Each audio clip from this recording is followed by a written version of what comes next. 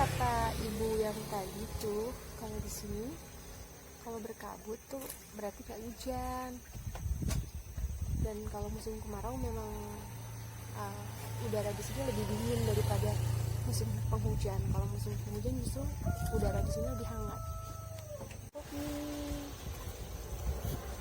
Karena berhubung di sini dingin, jadi mau pakai air panas apapun cepet banget tuh. Tiba-tiba pokoknya jadi gak panas.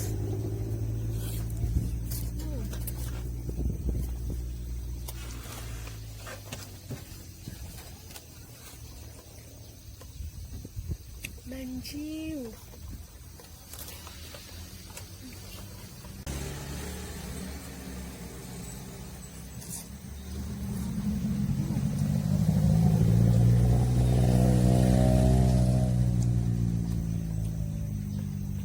Biasanya kalau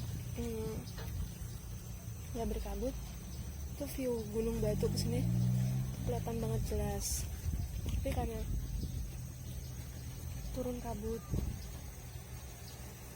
Gunung Batu nggak kelihatan guys.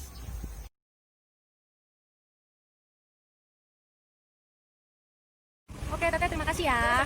Yuk nanti kapan-kapan main lagi ya guys. Bismillahirrahmanirrahim ya guys.